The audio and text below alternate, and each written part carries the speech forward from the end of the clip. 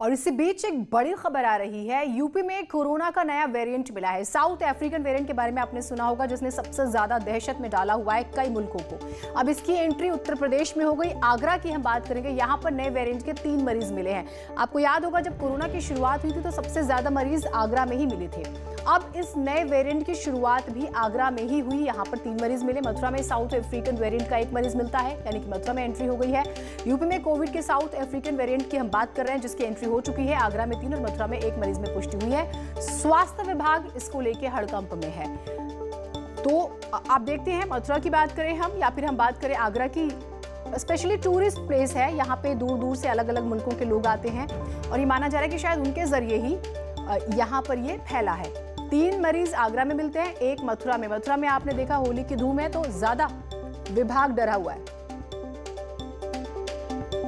हिमांशु हमारे साथ, हमारे सहयोगी जुड़े हुए हैं। हिमांशु, ये बहुत चौंकाने वाली, डराने वाली खबर है कि 3 मरीज मिलते हैं एक नए वेरिएंट के। जो डिपार्टमेंट है, आप स्वास्थ्य विभाग क्या कह रहा है? क्षेत्र में 4 मरीज मिले हैं जिन्हें कोरोना का नया स्ट्रेन पाया गया है। इसमें 1 मथुरा के बरसाना के रहने वाले हैं, बाकी 3 आगरा के हैं। दरअसल जो इस बार जांच हुई थी उसमें लगातार इसके सैंपल भेजे जा रहे हैं लखनऊ मेडिकल से, और वहीं से इस बात की पुष्टि हुई है। लेकिन अच्छी बात यह है कि इसमें जो आगरा के 3 मरीज थे ये तीनों स्वस्थ हो चुके हैं, तो इसलिए बहुत प्रकार की बात नहीं है। लेकिन पहली बार अफ्रीका का स्ट्रेन हुआ है, जरूर सोचने वाला है।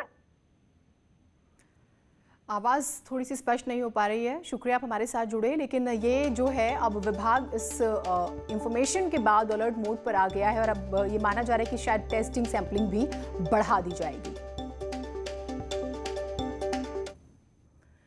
उधर आगरा में एक घर में भीषण आग लग गई। थाना इरादत नगर इलाके में ये आग लगी है। शॉर्ट सर्किट से आग लगने की आशंका जताई जा रही है। अरे लल्लू नायरा को जो आई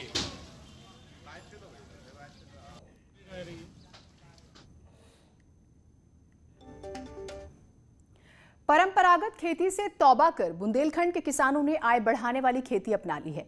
हमीरपुर में केसर, स्ट्रॉबेरी की खेती के बाद अब यहां के किसान जीरा और सौंफ की खेती से मुनाफा कमा रहे हैं।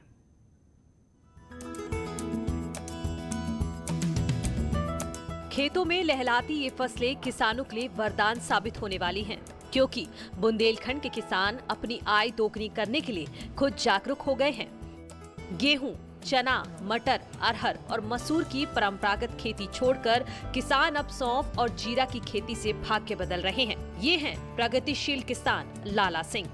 हमीरपुर में सुमेरपुर ब्लॉक के विदोखर गांव में रहते हैं। कम लागत में ज्यादा मुनाफा कमाने के लिए इन्होंने पारंपरिक खेती को तौबा कर सौंफ और जीरा की खेती की। पुरानी खेती में कुछ नहीं रखा। गेहूं का भाव सिर्फ 1600 रुपये कुंटल मिल रहा है और जीरा का भाव 20,000 रुपये कुंटल मिल रहा है और सौंफ का भाव 15,000 रुपये कुंटल मिल रहा है। इसलिए हमने कुछ नया करने की ठानी और सौंफ और जीरा की खेती हमने की।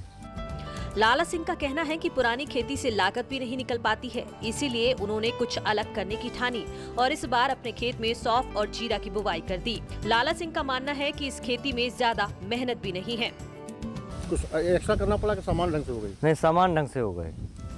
बुंदेलखंड के किसान अब मुनाफे वाली खेती की ओर तेजी से बढ़ रहे हैं, क्योंकि इस इलाके में स्ट्रॉबेरी के साथ साथ केसर की फसल भी उगाई जा रही है। जाहिर है, किसानों की आय बढ़ाने का दावा करने वाली सरकार के साथ अब किसान भी अपनी आय दोगुनी करने में जुट गए हैं।